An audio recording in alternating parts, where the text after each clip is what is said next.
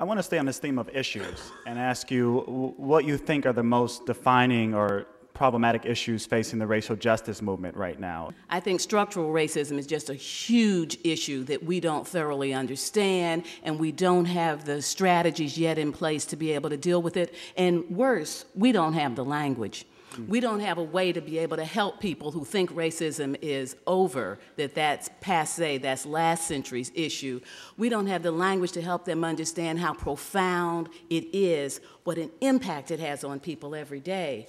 When I think about structural racism, it seems that it's racism baked into society. It's not just baked into society, it's baked into the consciousness. And that being baked into the consciousness is even more dangerous than the way that it's baked into society, because it keeps us from being able to see what's going on.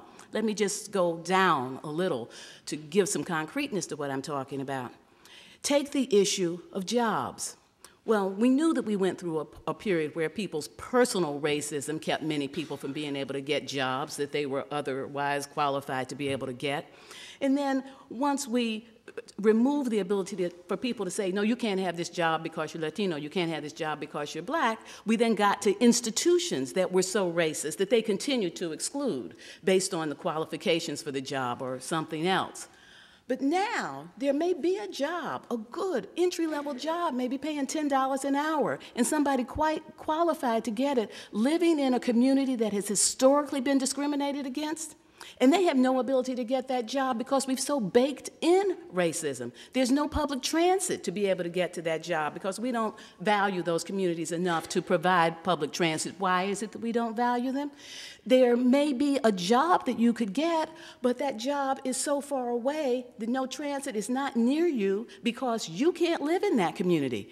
Not because they say that you can't live there because of your color. You can't live there because they don't have rental property. You can't live there because houses have to be 5,000 square feet.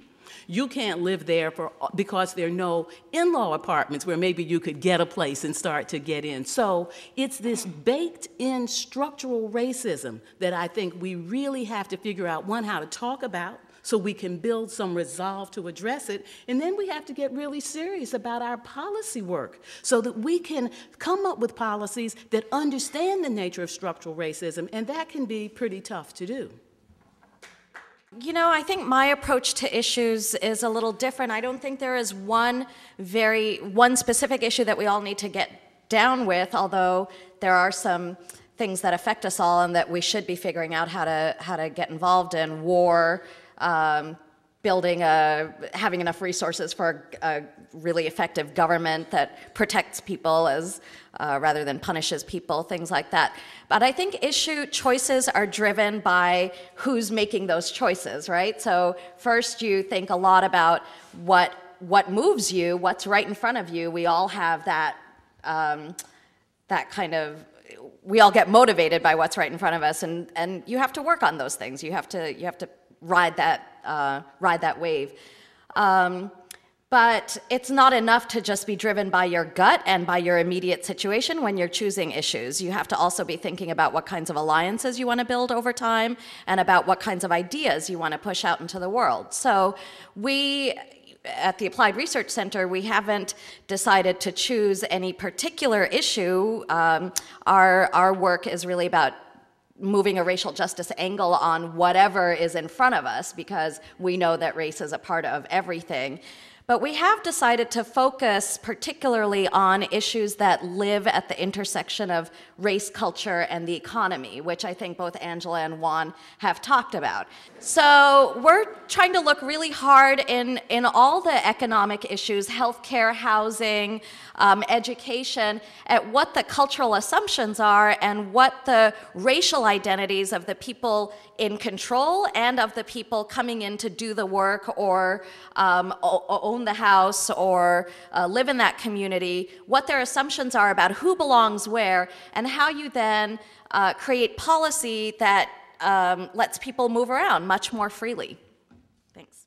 I want to talk about one of the significant things that I find that we face in our community, and I think is a broader set of issues, are the identity issues of communities, because one of the things about a settler society is that it does say buy-in. And it's about the pulverization of your ethnicity. So the process is one of buying in and forgetting who you came from.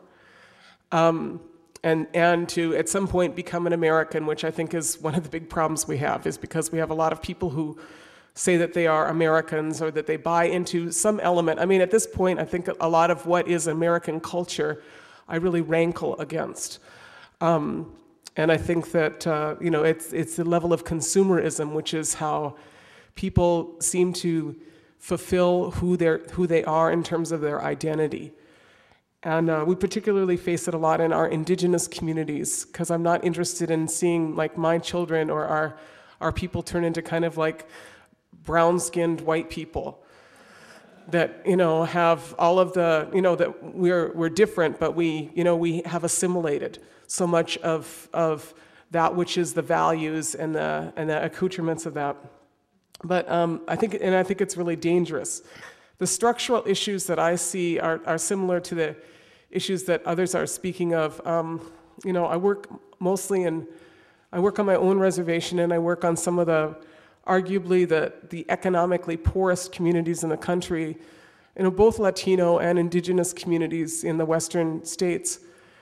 And even in Hawaii, these are the same issues, and they're issues of how people retain control of their land, control of their dignity, and have some ability to be self-determining, because the hopelessness that exists in a lot of our community, like I see with some of our youth, is because I feel like that they have no control over their future.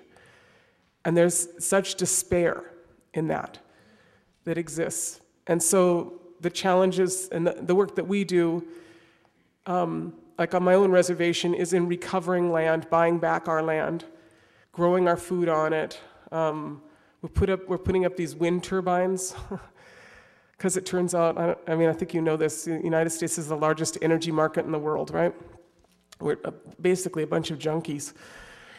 And the problem with being a junkie is that you do a lot of bad stuff and hang out with dealers a lot, from what I could figure out, right? But it turns out that, I don't know how this happened, but it turns out that Indian reservations are the windiest place in the country. Go figure how that happened, right?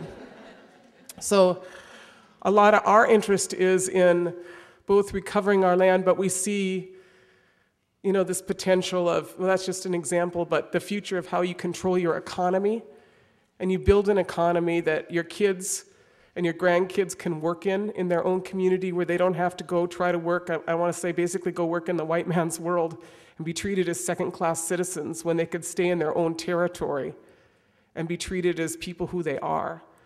And I see this in other rural indigenous communities and Latino communities, and I've never been down to visit some of the black farming communities in the South, but I think they're very similar issues, the issues of being able to live in dignity in your own place and have some ability to have some self-determination. Now, I work in rural areas, but I think that is the same thing that they're talking about in urban areas, but I just think that those are huge issues of how you control your destiny, and those structural elements of that are, really the lines that we are working on. And I see a lot of people doing great work in that area.